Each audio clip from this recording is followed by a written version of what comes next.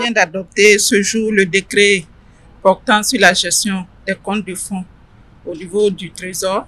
Alors, il faut dire que depuis 1998, il y a un décret qui avait été adopté dans ce sens, décret donc portant gestion des comptes de dépôt de fonds au Trésor public.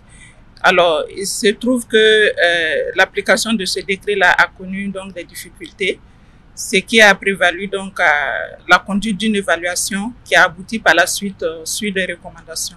Alors, cette recommandation a suggéré qu'au niveau du ministère, nous puissions prendre des dispositions pour élaborer, procéder donc à une relecture du décret de 1998 qui vient d'être donc adopté par le Conseil des ministres ce jour. Et l'adoption de ce décret va donc permettre au Trésor public de jouer pleinement cette fonction bancaire qui lui a été donc concédée depuis les années 1998. Et cette adoption également va nous permettre au niveau donc du ministère de l'économie et des finances d'assurer une bonne gestion des ressources publiques et surtout être en lien et en conformité avec les accords et les standards internationaux en termes donc de fonction bancaire. Pour ce qui concerne le deuxième décret, il porte donc autorisation de l'application du régime de faveur sur les plus-values de réévaluation des bilans qui sont donc repris au niveau du Code général des impôts en son article 195. Il faut dire que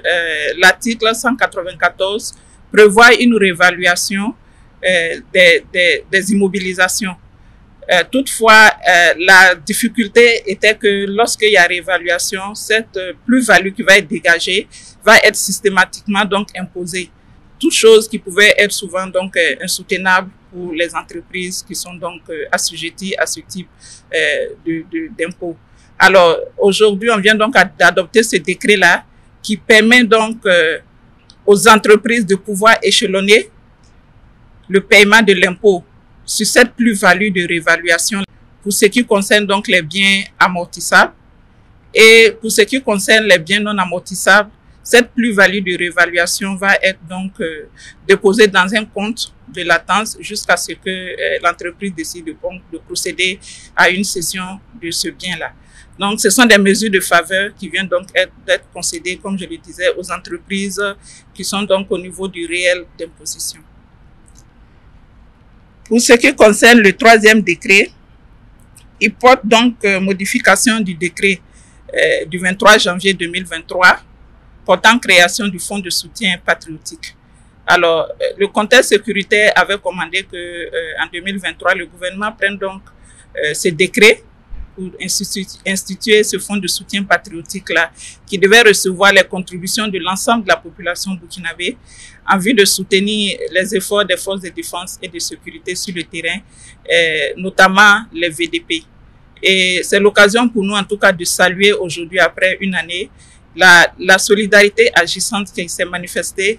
au niveau des uns et des autres, parce qu'à ce jour, nous sommes à plus de 116 milliards de contributions au niveau donc du fonds de soutien patriotique. Donc, après une année, il s'est avéré nécessaire de pouvoir regarder ce décret-là et surtout prendre en compte les dernières évolutions qui ont été constatées, notamment la prise en compte du fonds de soutien patriotique au niveau du budget de l'État exercice 2024, à travers donc la création d'un compte d'affectation spéciale. Et également, il s'agissait également de prendre en compte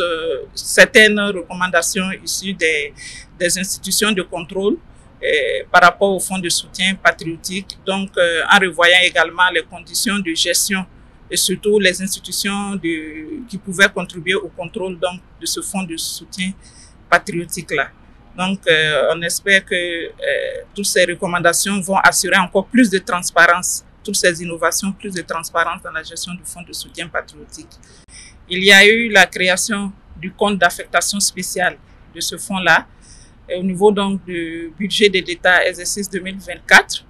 qui consacre maintenant le ministre de l'économie et des finances comme ordonnateur en recettes au niveau de ce compte d'affectation spéciale et le commandant de la brigade VDP, ordonnateur en dépenses donc au niveau de ce compte d'affectation spéciale.